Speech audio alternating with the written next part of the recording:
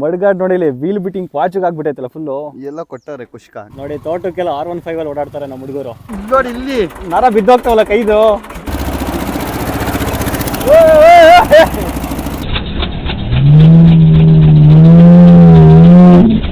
ಮ್ಯಾಸಿ ಫರ್ಗೂಷನ್ ಒಂದು ಪಾರ್ಟ್ ಇಲ್ಲ, ಆದ್ರೂ ಜನ ಇದನ್ನ ಮ್ಯಾಸಿ ಫರ್ಗೂಷನ್ ಅಂತಾರೆ. ನೀವು ಯಾರು ಒರಿಜಿನಲ್ ಮ್ಯಾಸಿ ಫರ್ಗೂಸನ್ ಟ್ರ್ಯಾಕ್ಟರ್ನ ಓಡಿಸಿಲ್ಲ, ನಿಮ್ಮ ಹತ್ರ ಇರೋದೆಲ್ಲ ಮ್ಯಾಸಿ ಫರ್ಗೂಸನ್ ಫಸ್ಟ್ ಕಾಪಿ ಅಷ್ಟೇ. ಕೊಕ್ಕರೆಗೆ ಕಾಲು ಮುರಿದು ಹೋಗ್ಬಿಟ್ಟಿದೆ ಪಾಪ, ಕುಣ್ತಾ ಇದೆ, ಆರೋಕ್ಕೂ ಆಗ್ತಿಲ್ಲ ಗುರು. ಅದಕ್ಕೆ ನೀನೇನು 100 ಕಿಲೋಮೀಟರ್ ಓಡಿಸಿದ್ಯಾ? ಓಡಿಸಿರೋದು ಒಂದು ಬಾಯ್ಲ ಇದ್ರೆ ಆಗಲ್ಲ ಕಣ ಅಂತಯ್ಯ. ಆಮೇಲೆ ಸಿಡಿಲಿಲ್ವಾ?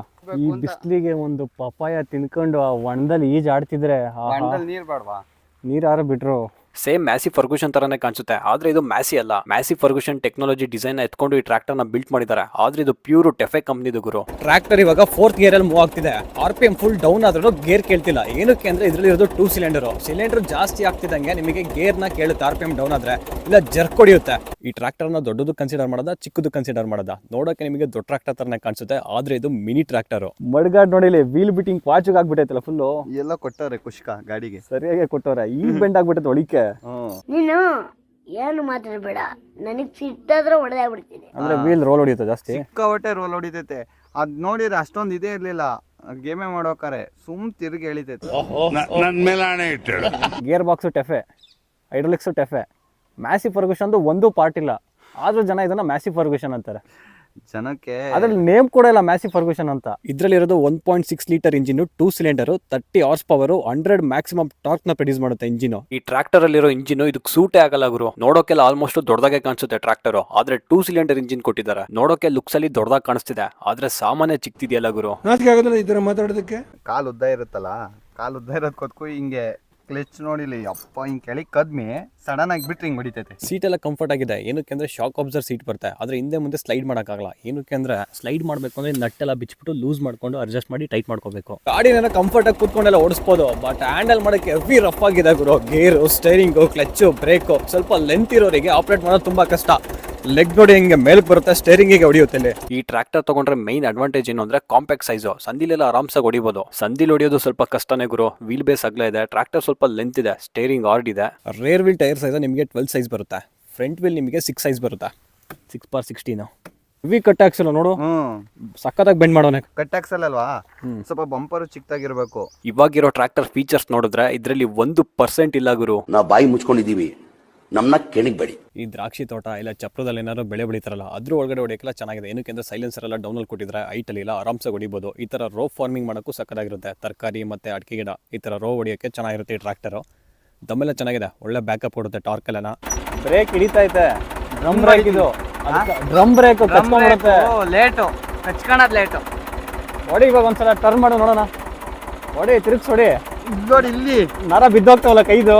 ಈ ಟ್ರ್ಯಾಕ್ಟರ್ನ ಓಡಿಸ್ಬೇಕು ಅಂದ್ರೆ ಎಲ್ಲದಕ್ಕೂ ರೆಡಿ ಆಗಿರ್ಬೇಕು. ಯಾವಾಗ ಎಲ್ಲೆಲ್ಲಿ ಗೇಟ್ ಆಗುತ್ತೆ ಅಂತ ಗೊತ್ತಿರಲ್ಲ ಗುರು. ಕೆಲವೊಂದ್ಸಲ ಬಾಯಿ ಕೂಡ ಬರ್ಸುತ್ತೆ, ನುಂಗ್ಕೊಂಡು ಟ್ರ್ಯಾಕ್ಟರ್ನ ಓಡಿಸ್ಬೇಕು. ನನ್ನ ಕೈಲಿ ಆಯ್ತಾ ಇಲ್ಲ.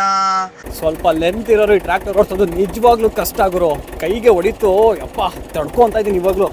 ಕರೆಕ್ಟಾಗಿ ಹಿಂಗೆ ಸ್ಟೇರಿಂಗ್ ಅಂದೆ, ಇಲ್ಲಿ ಕರೆಕ್ಟಾಗಿ ಹೊಡಿತು ಕೈ. ಹೆವಿ ಪೇನ್ ಆಗ್ತಿದೆ ಕೈ ಮಾತ್ರ. ಈ ಟ್ರ್ಯಾಕ್ಟರಲ್ಲಿ ಸಿಂಗಲ್ ಟೈಪ್ ಕ್ಲಚ್ ಬರುತ್ತೆ, ಡ್ಯೂಯಲ್ ಕೂಡ ಆಪ್ಷನ್ ಇದೆ. ಇದರಲ್ಲಿ ಡ್ಯೂಯಲ್ ಡ್ರಮ್ ಬ್ರೇಕ್ಸ್ ಬರುತ್ತೆ, ಆಯಿಲ್ ಬ್ರೇಕ್ಸ್ ಬರಲ್ಲ. ಆಯಿಲ್ ಬ್ರೇಕ್ಸ್ಗೆ ಕಂಪೇರ್ ಮಾಡಿದ್ರೆ ಇದು ಅಷ್ಟು ಅಕ್ಯುರೇಟ್ ಬರಲ್ಲ, ಅಷ್ಟು ನಿಮಗೆ ಟರ್ನಿಂಗಲ್ಲಾಗಲಿ ಸ್ವಲ್ಪ ಹಿಂಸೆನೇ ಇದು. ಇವಾಗ ಬ್ರೇಕ್ ಸ್ವಲ್ಪ ಲೂಸ್ ಆಗಿದೆ, ಲಾಂಗ್ ಸ್ಟ್ರೆಚ್ ತಗೊಳುತ್ತೆ ಬ್ರೇಕ್ ಹಿಡಿಯೋಕ್ಕೆ.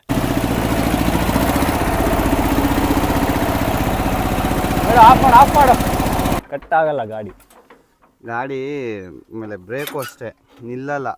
ಈ ಕ್ರಾಕ್ಸ್ ತಾಂಡಿ 2 ವರ್ಷ, ಪಟ್ಟಿ ಎಲ್ಲ ಕಿತ್ತೋಗ್ಬಿಟ್ಟವೆ. ತೋಟದಲ್ಲಿ ಕೆಲಸ ಮಾಡೋಕ್ಕೆ ಅಂತಲೇ ತಗೊಂಡಿದ್ದು. ಸೇಮ್ ನಿಂದು ನಾನು ನೋಡಿಲ್ಲ, ಇದು ಬೆಲ್ಟ್ ಕಿತ್ತೋಯ್ತು, ಇದ್ರದ್ದು ಬೆಲ್ಟ್ ಕಿತ್ತೋಯ್ತು.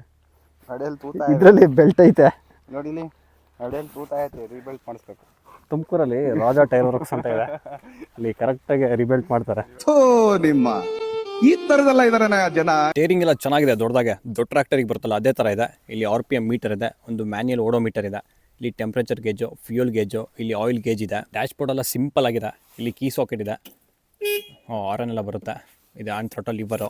ಇಲ್ಲಿ ಇಂಡಿಕೇಟರ್ ಸ್ವಿಚ್ ಇದೆ ನೋಡಿ, ಇಲ್ಲಿ ಇಂಡಿಕೇಟ್ ಆಗ್ತಿದೆ ಇಂಡಿಕೇಟರ್ದು. ಇಲ್ಲಿ ಹೆಡ್ಲೈಟ್ ಆನ್ ಆಫ್ ಇದೆ. ಇದು ಪಾರ್ಕಿಂಗ್ ಸ್ವಿಚ್ಚು. ಇಲ್ಲಪ್ಪ ಇನ್ನೂ ಆಗಿಲ್ಲ, ಬಿಸಿಲು ಜಾಸ್ತಿ ಐತೆ. ಏನಾರು ಕೂಲ್ ಡ್ರಿಂಕ್ಸ್ ತೊಗೊಂಬರೋದಲ್ವಾ? ತೆಂಗಿನ ಮರ ಬಡ್ಡೆ ಕೂತ್ಕೊಂಡು ಒಂದು ಎಣ್ಣೆ ಕುಡಿಯೋದಾಗ ಇಲ್ಲೇ ವೆದರ್ ತೋಟದಲ್ಲಿ ಇದು ವೇದಾರ್ದಲ್ಲ, ಇಲ್ಲಾದ್ರೂ ಕುಡಿತಿದ್ದೆ. ಪವರ್ ಅನ್ನೋದು ಅಷ್ಟೊಂದೇನಿಲ್ಲ ಈ ಟ್ರ್ಯಾಕ್ಟರ್ ಅಲ್ಲಿ, ಆದ್ರೆ ದಮ್ ಚೆನ್ನಾಗಿದೆ, ಒಳ್ಳೆ ಟಾರ್ಕ್ ಇದೆ. RPM ಲೋ ಆದ್ರೂ ಟ್ರ್ಯಾಕ್ಟರ್ ಗೇರ್ ಕೇಳಲ್ಲ, ಸ್ವಲ್ಪ RPM ರೈಸ್ ಮಾಡಿದ್ರೆ ಹಂಗೆ ಪಿಕಪ್ ತಗೊಳುತ್ತೆ. ಈ ಗಾಡಿಗೆ ಪವರ್ ಸ್ಟೇರಿಂಗ್ ಕೊಡ್ಬೇಕು ತಾನೆ, ಆರ್ಡಿನರಿ ಸ್ಟೇರಿಂಗ್ ಕೊಟ್ಟಾನೆ. ಈಗ ಎಲ್ಲಪ್ಪ ಗಾಡಿ ಹಿಂಗೆ ಎಳ್ದೇಳಿ ನರ ಬಿದ್ದೋಗ್ತವೆ. ಈ ಟ್ರ್ಯಾಕ್ಟರ್ ಅಲ್ಲಿ ಸ್ಲೈಡಿಂಗ್ ಬೇಸ್ ಗೇರ್ ಬಾಕ್ಸ್ ಬರುತ್ತೆ, ಸ್ವಲ್ಪ ರಫ್ ಇದು ಗೇರ್ ಬಾಕ್ಸ್. ಇಲ್ಲಿ 4 ಫಾರ್ವರ್ಡ್ 1 ರಿವರ್ಸ್. ಇದು ಇಂಜಿನ್ ರೇಂಜ್ ಕನ್ವರ್ಟರ್ ಐ ಮತ್ತೆ ಲೋಗೆ. ಹೈಡ್ರಾಲಿಕ್ಸ್ ಎಲ್ಲ ಸಿಂಪಲ್ ಆಗಿದೆ, ಹಂಗೆ ಆಕ್ಸೆಲ್ಗೆ ಅಡ್ಜಸ್ಟ್ ಮಾಡ್ಬಿಟ್ಟಿದ್ದಾರೆ. ಹೈಡ್ರಾಲಿಕ್ಸ್ ಅಲ್ಲಿ 1100 ಇಂದ 1300 kg ವರೆಗೂ ಲಿಫ್ಟಿಂಗ್ ಕೆಪಾಸಿಟಿ ಸಿಗುತ್ತೆ ಇದರಲ್ಲಿ. 2 ಲಿಫ್ಟ್ ಆರ್ಮು, ಟಾಪ್ ಲಿಂಕ್ ಇಲ್ಲಿ ಇಲ್ಲಿದೆ, ಟಾಪ್ ಲಿಂಕ್ ಹಾಕೋದು, ಉಕ್ಕು ಇದೇನೋ ಲಾಕೆ ಹೊರಟೋಗ್ಬಿಟ್ಟಿದೆ. ಇಲ್ಲಿ PTO ಶಾಫ್ಟ್ ಇದೆ. PTOದಲ್ಲಿ ಒಳ್ಳೆ ಫೀಚರ್ಸ್ ಕೊಟ್ಟಿದ್ದಾರೆ ಗುರು. 540 RPM 1000 RPM ಎರಡೂ ಕೊಟ್ಟಿದ್ದಾರೆ. ಇದರಲ್ಲಿ ಒಂದು ಆಪ್ಷನ್ ಚೆನ್ನಾಗಿ ಕೊಟ್ಟಿದ್ದಾರೆ. PTOದಲ್ಲಿ ಡ್ಯೂಯಲ್ ಸ್ಪೀಡ್ ಇದೆ. ಸ್ಪ್ರೇಯಿಂಗ್ ಪರ್ಪಸ್, ಥ್ರಾಶರ್, ಇಂಟರ್ ಕಲ್ಟಿವೇಶನ್ ಗೆ ಚೆನ್ನಾಗಿದೆ. ಫ್ಯೂಯಲ್ ಎಫಿಷಿಯನ್ಸಿ ಚೆನ್ನಾಗಿದೆ ಗುರು ಈ ಟ್ರ್ಯಾಕ್ಟರ್ ಅಲ್ಲಿ. ಏನಕ್ಕೆ ಅಂದ್ರೆ ಇರೋದು 2 ಸಿಲಿಂಡರ್, ಅಷ್ಟು ಡೀಸೆಲ್ ನ ಕುಡಿಯೋಲ್ಲ. ಜಾನ್ ಡೀರ್ ತರ ಕುಡ್ಕ ಅಲ್ಲ ಗುರು ಇದು.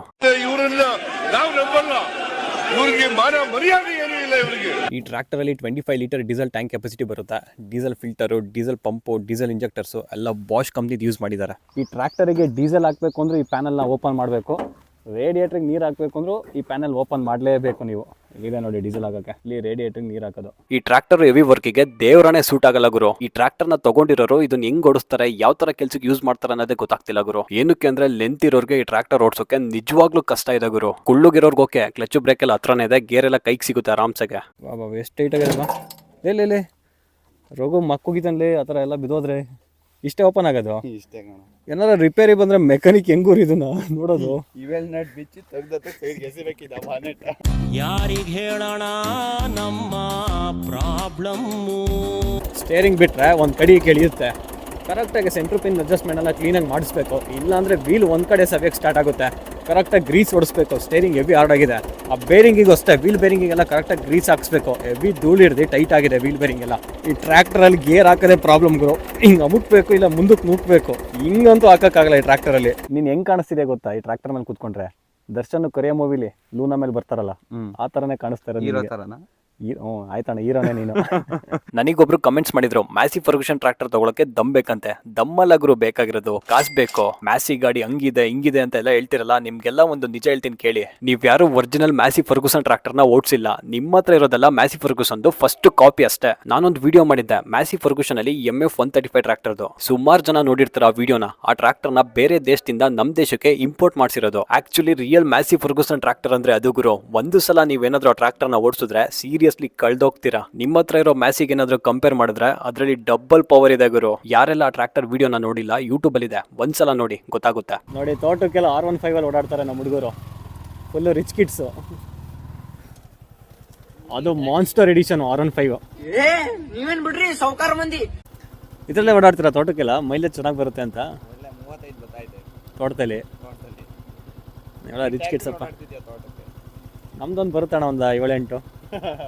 ಫುಲ್ಲು ಪಪಾಯ ಫ್ಲಾಟ್ ನೋಡಿ ಹಿಂಗಿದೆ. ಪಪಾಯ ಎಲ್ಲ ಬಂದಿದೆ, ಇವಾಗ ಕಟಿಂಗ್ ಮಾಡಿಸ್ಬೇಕು. ಈ ಕಡೆ ಹೊಂಡಕ್ಕೆಲ್ಲ ಫುಲ್ ಮಣ್ಣು ಹಾಕ್ಸಿದ್ದಾರೆ. Fish ಬಿಡ್ಸೋಕ್ಕೆ correct.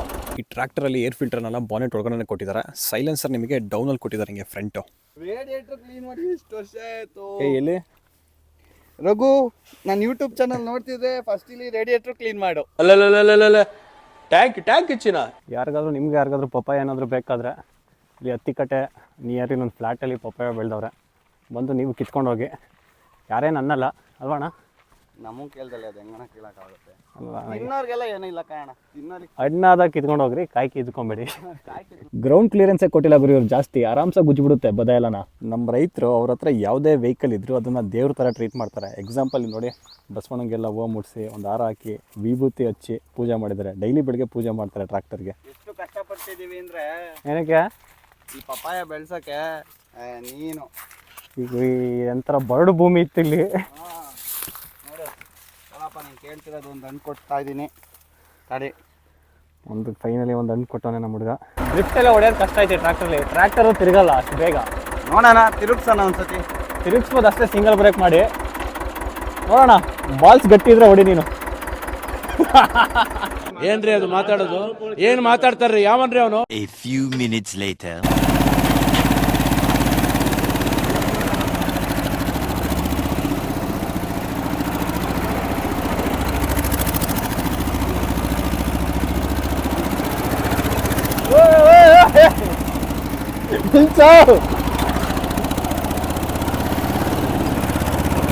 ಇಲ್ಲೂ